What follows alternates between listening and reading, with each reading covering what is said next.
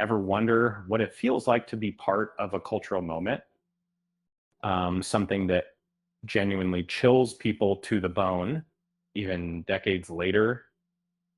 John Duttine knows exactly that feeling. He starred in the 1981 BBC adaptation of The Day of the Triffids, and folks still tell him about it. It began with a simple idea from John Wyndham's novel, The World Ravaged by a Mysterious Meteor Shower, leaving most of humanity blind. But this wasn't just another science fiction story. It was an exploration of societal breakdown and survival. The BBC series captured that feeling perfectly.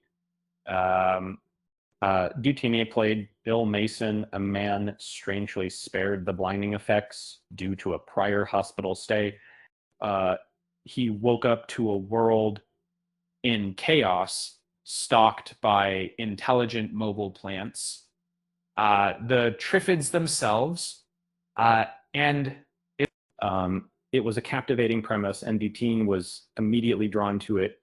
Um, Working at the BBC when the project surfaced, he soon met with director Ken Hannum.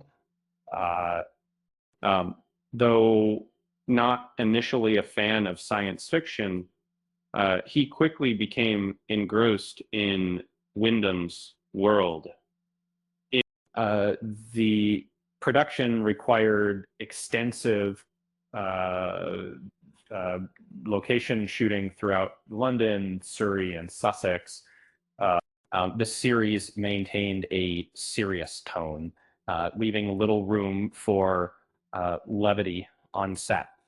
Uh, Duttine recalls long days and focused work that shooting spanned roughly 6 to 10 weeks.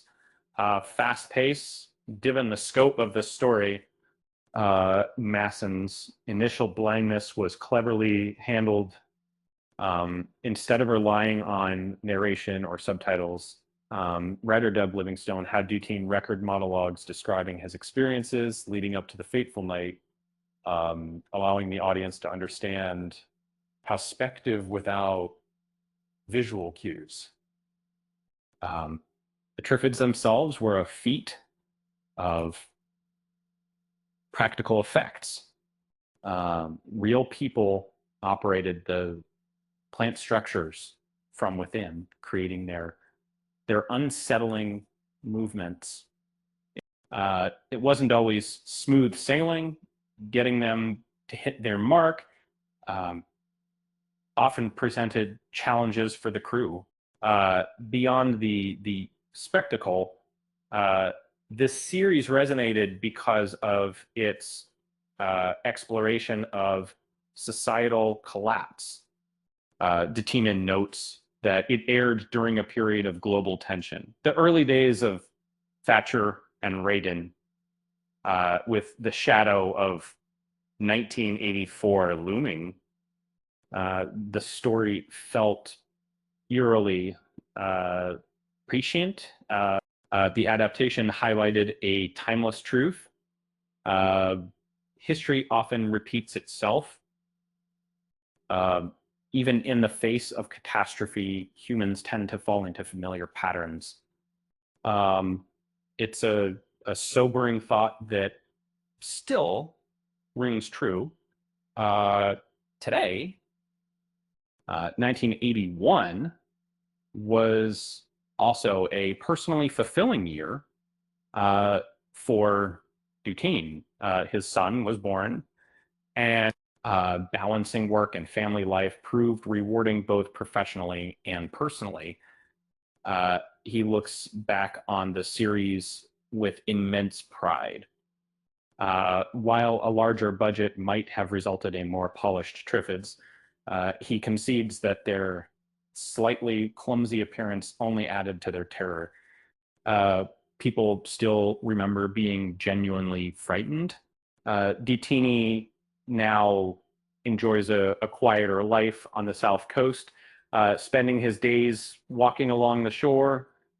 He doesn't really rule out future acting projects, but for now, he embraces the peace and tranquility. One of his fondest memories is bringing his dog Rufus to set. This a young actress was struggling with camera shyness, and Rufus became her unlikely confidant. Um, um, she refused to film without him, effectively giving Duttine's canine companion a permanent place in television history.